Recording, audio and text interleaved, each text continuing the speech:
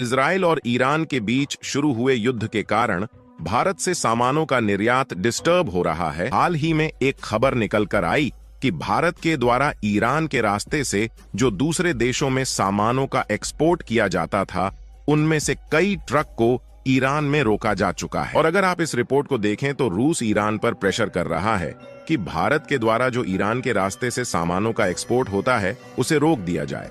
और खासकर भारत के द्वारा समुद्री रास्ते से ईरान के चाबहार पोर्ट पर जिस सामानों को ले जाया जाता था, उन सामानों के निर्यात में दिक्कतें आना शुरू हो गई। वैसे तो रूस भारत के खिलाफ ऐसे कदम उठा सकता है, इस पर यकीन करना मुश्किल है, लेकिन फिर भी जो रिपोर्ट निकल कर आई है, उनके मुताबिक ईरान के रास्ते भारत से होने वाले कुछ सामानों के एक्सपोर्ट को रोका जा चुका है। असल में देखा जाए तो इजराइल और ईरान के बीच शुरू हुए इस युद्ध ने भारत के निर्यात को डिस्टर्ब करना शुरू कर दिया है। वैसे देखा जाए तो भारत के रिलेशन ईरान, रूस और इजराइल, इन तीनों देशों के साथ काफी ठीक ठाक है। यानी कि ईरान, रूस और इजराइल, इन तीनों देशों के साथ भारत के ट्रेड रिलेशन काफी अच्छे हैं।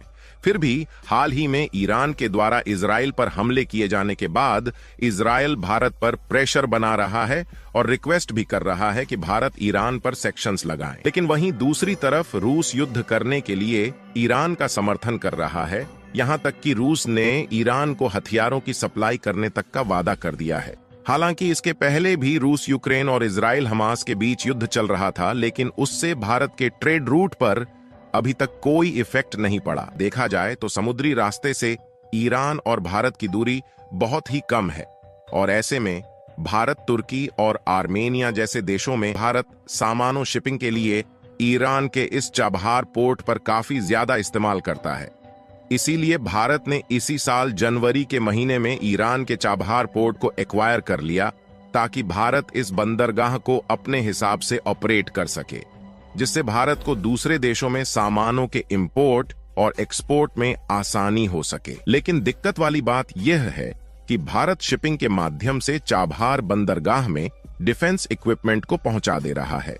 फिलहाल इस बंदरगाह के बाद ईरान के रास्ते आर्मेनिया में ट्रकों के माध्यम से सप्लाई किया जाना है, लेकिन आर्मेनिया में भेजे जा रहे डिफेंस इक्विपमेंट और हथियारों से भरे कुछ ट्रकों को ईरान के द्वारा रोका जा चुका है। आज से लगभग 1 महीने पहले आर्मेनिया की तरफ से भारत को 90 की संख्या में A-टैग्स यानी कि एडवांस टोर्ड आर्टिलरी गन सिस्टम बनाकर आर्मेनिया में डिलीवर्ड करने का ऑर्डर रिसीव हुआ था, जिसके डेवलपमेंट पर भारत की DRDO ने तेजी से काम किया। लेकिन जब भारत इन डिफेंस हथियारों को ईरान के रास्ते आर्मेनिया में भेज रहा है, तो भारत के दोस्त देश रूस ईरान पर प्रेशर कर रहा है कि ईरान डिफेंस इक्विपमेंट को आर्मेनिया तक न पहुंचने दे, क्योंकि देखा जाए तो आर्मेनिया अभी तक रूस से डिफेंस इक्विपमेंट और हथियारों को खरीदता था।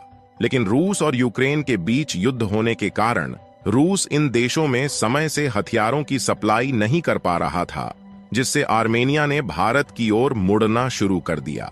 क्योंकि आर्मेनिया और अजरबैजान के बीच इस समय तनाव चल रहा है, और वैसे भी आर्मेनिया लगभग चारों तरफ से दुश्मन देश से घिरा हुआ है। लेकिन रूस नहीं चाहता कि भारत उन देशों के डिफेंस मार्केट पर कब्जा करे जहां पर अभी तक रूस डिफेंस का एक्सपोर्ट करता आया। लेकिन आर्मेनिया में किसी भी चीज को एक्सपोर्ट करने के लिए ईरान के अलावा कोई दूसरा रास्ता नहीं है। यानी कि आर्मेनिया चारों तरफ से दूसरे देशों से घिरा हुआ है, और आर्मेनिया तक पहुंचाने के लिए समुद्र का डायरेक्टली रास्ता नहीं है, जिससे हम आर्मेनिया में दूसरे देश के माध्यम से ही किसी भी सामान का एक्सपोर्ट करते हैं। केवल ईरान ही एक ऐसा देश है जिसके साथ आर्मेनिया के रिलेशन थोड़े ठीक ठाक है।